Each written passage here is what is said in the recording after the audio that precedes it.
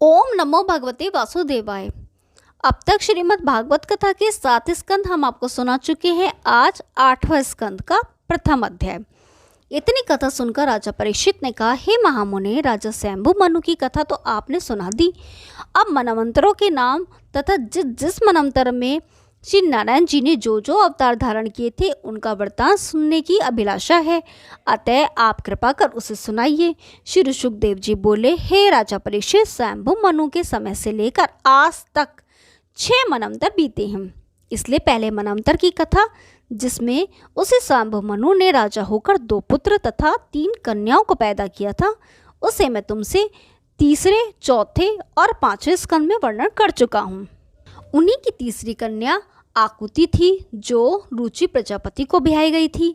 उसी मनवंतर में यज्ञ भगवान ने अवतार लिया था। एक समय राजा स्वयंभू मनु सुभद्रा नदी के किनारे एक पैर से खड़े होकर तपस्या कर रहे थे। उसी समय राक्षसों ने आकर उनकी तपस्या को नष्ट करना चाहा।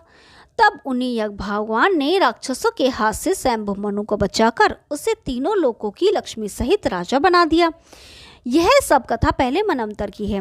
दूसरा, स्वारोचिष नामक मनु अग्नि का पुत्र हुआ।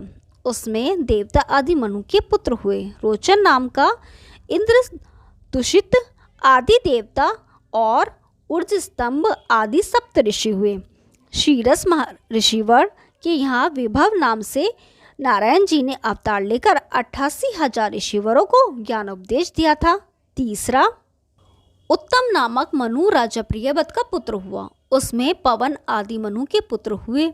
सत्यजीत नामक इंद्र हुआ। सत्य आदि देवता तथा परमेश्वर आदि सप्त ऋषि हुए। धर्म को सुनीता नामक स्त्री ने सत्यसेन नाम से भगवान ने अवतार लेकर पापी तथा दुराचारियों का नाश करके सत्य की स्थापना की। चौथा, तामस नामक मनु उत्तम का भाई हुआ। उसमें पृथु आदि मनु के पुत्र, विसिक नामक इंद्र, सत्यक आदि देवता तथा ज्योतिष धर्म आदि सप्त ऋषि हुए। हरि मेधा ऋषिवर के यहाँ भगवान ने हरि नाम से अवतार लेकर ग्रह से गजेंद्र की रक्षा की।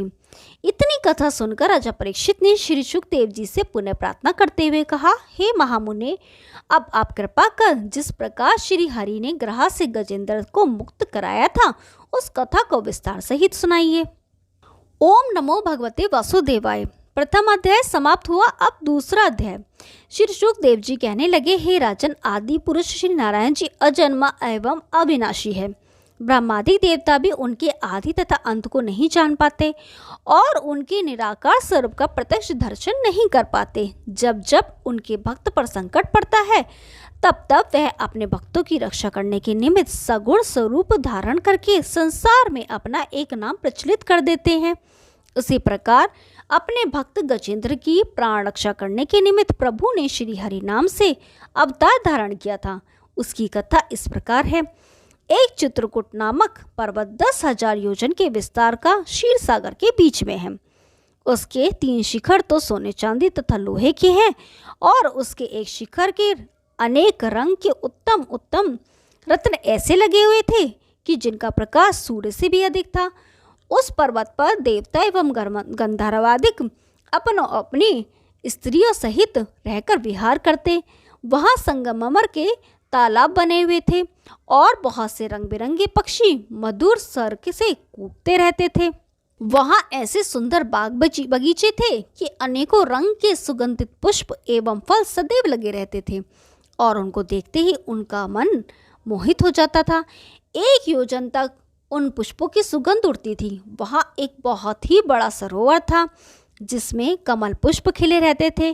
उसमें मगरमच्छ एवं कश्यप आदि निवास करते थे। एक दिन जब हाथियों का राजा गजेंद्र, जो उस पर्वत पर रहता था, ज्येष्ठ मास में दोपहर के समय बहुत प्यास लगने के कारण हजारों हथनियों के एवं अनेकों हजार बच्चों के साथ उस सरोवर पर जल पीने के निमित्त चला, तो मद बहने के कारण उसके चारों तरफ भौरे गुंजार रहे थे। जब वह अपने उमंग से जो 10,000 हाथियों का बल रखता था, मार्ग में झूमता, वृक्षों को उखाड़ता और पत्तों को खाता हुआ धूप का मारा सरोवर में जा घुसा और जल पीकर अपनी हथनी एवं बच्चों को सूंड से पानी पिलाकर उनके साथ कल्लोल करने लगा। उसी समय एक ग्रह ने, जो उससे भी अधिक शक्तिशाली था, आकर गजेंद्र का पिछला पांव पकड़ लिया। तब तो हाथी और ग्रह में घोर युद्ध होने लगा। तभी गजेंद्र अपने बल से ग्रह को खींचकर सूखे में ले जाता और कभी ग्रह गजेंद्र को खींचकर जल में ले जाता था। जब इसी प्रकार युद्ध करते करते दोनों को 1000 वर्ष बीत गए और उसकी हथनी एवं बच्चे बहुत परिश्रम करने पर भी गजेंद्र को ग्रह से न छुड़ा सके, तब अधीर होकर उन्होंने जान लिया कि अब गजेंद्र जीवित नहीं रह सकता, इसलिए इसके साथ हम लोग व्यर्थ ही अपने प्राण क्यों गंवाएं। ऐसा सोचकर गजेंद्र को अकेला छोड़कर वे सब वन को चले गए। तब गजेंद्र के प्राण कष्ट में आ लगे थे। उनके चले जाने से घबराकर गजेंद्र ने सोचा कि इस घोर संकट में मेरा कोई भी साथी नहीं रहा। हथनी एवं बच्चे भी मुझे यहाँ अकेला छोड़कर चले गए। इससे मालूम होता है कि मेरे पिछले जन्म के पापों ने ग्रह रूप रखकर मेरा पांव पकड़ा है, अतः मैंने जैसा कर्म किया था वैसे ही फल प्राप्त हुआ। यह सब देवता एवं गंधर्वादिक अपने अपने विमानों पर बैठे हुए मेरे इस युद्ध को देख रहे हैं, फिर भी इनमें से कोई भी मेरे प्राणों की रक्षा नहीं कर रहा है। इसलिए मुझे उचित है कि अब मैं उन पर ब्रह्म श्री नारायण जी की शरण में जाऊं, जो कि कालों के भी काल हैं, तभी मेरे प्राण बच सकते हैं। यह सोचकर गजेंद्र श्री नारायण जी के चरणारविंदों का स्मरण निष्कपट हृदय से एकाग्रचित होकर करने लगा। ओम नमो भगवते वासुदेवाय। दूसरा अध्याय समाप्त हुआ। अब तीसरा अध्याय। श्री सुखदेव जी कहने लगे, हे राजा परीक्षित, गजेंद्र ने पिछले जन्म के पुण्य के कारण श्री नारायण जी का स्मरण करते हुए कहा, मैं उन प्रभु के श्री चरणों में शरण हूँ, जिनकी कृपा से सांसारिक प्राणी चैतन्य होते हैं और समस्त संसार जिनके द्वारा उत्पन्न होकर उन्हीं के भरोसे रहता है। उन पर ब्रह्म परमेश्वर का महाप्रलय के समय भी नाश नहीं होता, वे सदा स्थिर रहते हैं। जिस प्रकार बालक नट एवं भानुमति के कौतुक को नहीं पहचान पाते, उसी प्रकार ब्रह्मादिक देवता भी उनके आदि एवं अंत को नहीं जान पाते। जिस प्रकार अग्नि की चिंगारी उड़ती है और सूर्य का प्रकाश छिद्र में से रजकण के समान दिखलाई देता है, उसी प्रकार जिन पर ब्रह्म के सामने देवता लोग चिंगारी एवं रजकण के समान हैं, मैं उन्हें श्री नारायण जी को दंडवत करके उनकी वंदना करता हूँ, जिनके अनेकों नाम और अनेकों स्वरूप हैं, परंतु प्रकट में उनका कोई रूप दिखलाई नहीं देता और वह स्वयं मुक्त रूप होकर सब कार्य करते हैं। उन प्रभु को प्रणाम करता हूँ, जो अविनाशी पुरुष मुझे इस फंदे से छुड़ा सकते हैं, जो धर्म अर्थ काम मोक्ष इन चारों पदार्थों के दाता है और सब प्राणियों में उन्हीं का तेज व्याप्त रहता है। ऐसे विश्व व्यापक राम की मैं शरण में हूँ, जो आदि पुरुष योगीश्वरों का योग एवं तपस्वियों को तप का फल देते हैं, वही दीनबंधु इस समय मेरी रक्षा करें, क्योंकि उनके सिवाय अब मुझे किसी का भरोसा नहीं है। हे दीन हितकारी प्रभु, मैं इस ग्रह के मुख से मुक्त होने के निमित्त यह स्तुति नहीं कर रहा हूँ, मैं इसे आपके माया रूपी जाल से मुक्त होने के निमित्त कर रहा हूँ। अतः आप मुझ दीन पर दया करके मेरे इस संकट को दूर कीजिए। हे श्याम सुंदर, हे तीनों लोकों की उत्पत्ति पालक और संहार करता, आपके सिवा दूसरा कोई ऐसा शक्तिशाली नहीं है जो दीनों के संकट को दूर कर सके। हे जगत गुरु, जब तक मनुष्य अपनी शक्ति तथा पारिवारिक बल पर भरोसा करता है, तब तक उसकी मनोकामना पूरी नहीं होती। अस्तु, मैं भी आपकी माया के वशीभूत होकर अपनी हथनी एवं बच्चों पर भरोसा रखकर इस दुर्दशा को प्राप्त हो गया, इसलिए अब मैं उनका भरोसा त्याग कर आपके चरणारविंदों की शरण में आया हूँ। हे दीनानाथ, मुझे अपने मरने का कुछ भी डर नहीं है, केवल एक इसी बात का सोच है कि सांसारिक लोग यह कहेंगे कि गजेंद्र का संकट श्री नारायण जी का शरण में जाने पर भी दूर नहीं हुआ। इस बात को सोचते हुए मेरे संकट को दूर कीजिए, नहीं तो आपकी शरण में कोई भी नहीं जाएगा। आप सर्वंतर्यामी हैं, अतः आपसे अधिक विनती क्या करूं। हे राजा परीक्षित, इस प्रकार गजेंद्र की स्तुति सुनकर अंतर्यामी श्री नारायण जी ने गजेंद्र को महादुखी जानकर उसी समय अपना सुदर्शन चक्र उठा लिया और गरुड़ पर सवार हो वैकुंठ से चल दिए।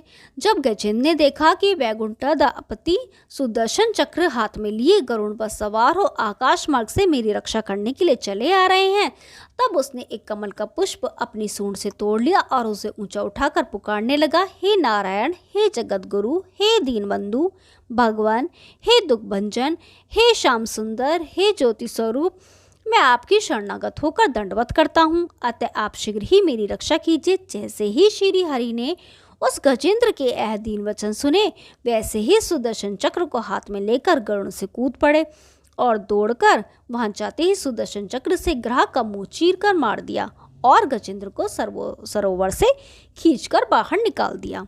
ओम नमो भगवते वासुदेवाय। तीसरा अध्याय समाप्त हुआ। अब चौथा अध्याय। श्री सुखदेव जी बोले, हे राजा परीक्षित, जिस समय ग्रह को श्री हरि ने मार दिया उस समय देवताओं ने आकाश से आनंद पूर्वक दुंदुभी बजाकर श्री हरि पर फूलों की वर्षा की और ऋषिवर आदि उनकी स्तुति करने लगे। वह ग्रह श्री हरि भगवान के स्पर्श करते ही एक परम सुंदर पुरुष होकर उत्तम वस्त्राभूषण धारण किए आकर श्री हरि भगवान के चरण कमलों में गिर पड़ा। उसने प्रभु की स्तुति एवं परिक्रमा करके हाथ जोड़कर विनती करते हुए कहा, हे भगवान, मैं पूर्व जन्म में हूहू नामक गंधर्व था। एक दिन अपनी स्त्री को विमान में बैठाकर विहार करने के लिए निकला और वन में एक अत्यंत सुंदर सरोवर देखकर अपनी स्त्रियों के साथ उसमें जल विहार करने लगा। उसी स्थान पर देवल ऋषि भी स्नान कर रहे थे। अतः मैंने अपनी अज्ञानता तथा स्त्रियों के कहने से उन ऋषि को उपहास करने के लिए गोता मारकर उनका पांव पकड़कर पानी के अंदर खींच लिया। जब वे गिर पड़े तो उनका पांव छोड़कर सरोवर से बाहर निकल आया तथा अपनी स्त्रियों सहित हंसने लगा। तब देवल ऋषि ने क्रोधित हुए मुझे शाप दिया कि हे गंधर्व, तूने हंसी से हमारा पांव ग्रह के समान पकड़कर खींचा था, इसलिए मैं भगवान से प्रार्थना करता हूँ कि तू ग्रह शरीर में जन्म लेकर पशु एवं मनुष्यों का पांव जल के अंदर पकड़ा कर। यह शाप सुनते ही मैंने लज्जित हो उनसे कहा, मैंने अपने कर्म का फल पाया, परंतु अब यह बतलाइए कि इस शाप से मेरा उद्धार कब होगा। तब ऋषिवर बोले कि तू कई हजार वर्ष तक ग्रह योनि में रहकर एक दिन गजेंद्र का पैर पकड़ेगा। तब भगवान श्री हरि गजेंद्र को तुझसे मुक्त कराने के निमित्त आकर तुझे सुदर्शन चक्र द्वारा मारेंगे। तब पुनः तू गंधर्व शरीर प्राप्त कर लेगा। उस ऋषिवर की कृपा से आज मैं आपका दर्शन प्राप्त करके कृतार्थ हो गया। अतः अब मुझे आपकी आज्ञा दीजिए जिससे मैं अपने लोक को जाऊं। जब वह गंधर्व श्री हरि भगवान से विदा मांगकर नमस्कार करके विमान पर बैठकर अपने लोक को चला गया, तब श्री हरि भगवान की आज्ञा से उस गजेंद्र ने भी अपना शरीर त्याग कर मोक्ष प्राप्त किया और इंद्रदमन राजा का स्वरूप धारण कर लिया। तत्पश्चात गजेंद्र भी स्तुति, नमस्कार एवं परिक्रमा करके हाथ जोड़कर भगवान से कहने लगा, हे भक्तवत्सल, मैं पूर्व जन्म में इंद्रदमन नाम का राजा था। तब भी आठों पहर आपके ही ध्यान में मगन रहकर राजकार्य करता रहता था। एक दिन आपका जप एवं ध्यान करते समय अगस्त्य मुनि मेरे घर पधारे थे, परंतु मैं अपने अज्ञानवश उनका सम्मान न करके जैसा का तैसा बैठा रहा। तब अगस्त्य जी ने क्रोधित होकर कहा, हे राजन, ऐसा किस शास्त्र में लिखा है कि अगर कोई ब्राह्मण, ऋषि एवं महात्मा किसी के घर आए और घर का मालिक उनका सम्मान न करके मद वाले हाथी की तरह बैठा रहे। अतः मैं ईश्वर से प्रार्थना करता हूँ कि तू हाथी का शरीर धारण करे। यह शाप सुनते ही मैंने लज्जित होकर उनसे प्रार्थना की, हे मुनि श्रेष्ठ, मैंने अपने किए का फल पाया, परंतु अब कृपा कर यह बतलाइए कि उस देह से मेरा छुटकारा कब होगा। तब मुनि बोले कि जब ग्रह किसी सरोवर में तेरा पांव पकड़ेगा तब भगवान श्री हरि तेरी रक्षा करने के निमित्त आएंगे और ग्रह को मारकर तुझे भी उस देह से मुक्त कर देंगे। इसलिए अगस्त्य मुनि की कृपा से आपका दर्शन पाने में कृतार्थ हो गया। जब इस प्रकार हाथ जोड़कर इंद्रदमन ने स्तुति की, तब श्री हरि भगवान ने प्रसन्न होकर कहा, हे इंद्रदमन, जो कोई मेरा तेरा इस पर्वत का क्षीर सागर, कौस्तुभ मणि, मेरे शंख, चक्र, गदा, पद्म, मत्स्य, कश्यप आदि मेरे अवतारों का, गंगा आदि तीर्थों का, ध्रुव एवं प्रहलादिक मेरे भक्तों का पिछली रात उठकर अध्ययन करेगा, उसे अशुभ स्वप्न का फल प्राप्त नहीं होगा। जो सांसारिक प्राणी इस गजेंद्र मोक्ष स्तुति को मेरे निमित्त करेंगे उनको अंत समय इसी प्रकार मुक्ति दूंगा जिस प्रकार तुझे मुक्ति दी है।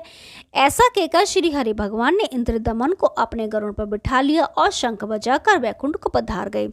इतनी कथा कहकर श्री सुखदेव जी बोले, हे राजन, जिस प्रकार गजेंद्र को ग्रह ने पकड़ा था उसी प्रकार समस्त सांसारिक प्राणी काल रूपी ग्रह के रूप में मुख में पड़े हुए हैं। जैसे गजेंद्र ने दीन होकर श्री नारायण से पुकार की और श्री हरि भगवान ने उसे ग्रह के मुख से मुक्त किया, उसी प्रकार यदि मनुष्य श्री हरि भगवान का ध्यान एवं स्मरण करे तो वे अवश्य ही आवागमन से मुक्त होकर भव सागर से पार हो सकते हैं। जो प्राणी संकट काल में गजेंद्र मोक्ष स्तुति को पढ़ेगा उसका दुख हरि भगवान अवश्य ही नाश करेंगे। ओम नमो भगवते वासुदेवाय। चौथा अध्याय समाप्त हुआ। अब पांचवा अध्याय। सुखदेव जी बोले, हे परीक्षित, 71 चतुर्युग प्रति मनवंतर में नारायण जी एक धर्म की रक्षा करते हैं। चौथे मनवंतर में जो अवतार धारण किया हुआ था उसकी कथा आपको सुनाई। और 5वां मनु रेवत नामक तामस का भाई हुआ। उसमें बलि, विंध्यादि मनु के पुत्र, विभव नाम इंद्र, उदरबाहु आदि सप्तऋषि हुए। और शुभर ऋषिवर की व्याकुंठ नामक स्त्री से भगवान का अवतार हुआ। उन्होंने सुमेर पर्वत पर सत्यलोक के समान लक्ष्मी जी के रहने हेतु एक दूसरा वैकुंठ बनाया। उस अवतार के गुणों का कोई भी वर्णन नहीं कर सकता था। छठा चाशुष नामक मनु हुआ। उसमें पुर आदि मनु के बेटे तथा रूप नाम इंद्र, प्रभु आदि देवता, हिरण्यदेव आदि परमेश्वर का अवतार हुआ, जिन्होंने 14 रत्न निकालने के लिए देवताओं और दैत्यों से समुद्र मंथन कराया। परमेश्वर ने कच्छप अवतार धारण किया और मंदराचल पर्वत को, जो मथानी बनाने से डूब जाता था, उसकी अपनी पीठ पर उठा लिया। इतनी कथा सुनकर परीक्षित ने पूछा, हे सुखदेव स्वामी, भगवान ने किस प्रकार पहाड़ को अपनी पीठ पर लेकर समुद्र मंथन कराया और उसमें से 14 रत्न निकाल कर देवों को अमृतपान कराया? इस सभी को कृपा करके बताइए। मेरा मन हरि चरित्र सुनने को तृप्त नहीं होता है। यह सुनते ही सुखदेव जी ने प्रसन्न होकर बोला, हे राजन, देवता और दैत्य दोनों कश्यप जी के पुत्र हैं और परस्पर शत्रुता रखते हैं। कभी इंद्र दानवों को जीत के देवों सहित राज्य करता है और कभी दानव देवों को जीतकर तीनों लोकों का राज्य करते हैं। जिस प्रकार सांसारी जीव पृथ्वी पर चलते हैं, उसी भांति देवलोक आदि में ऋषिवर और महात्मा लोग आकाश मार्ग पर विचरते हैं।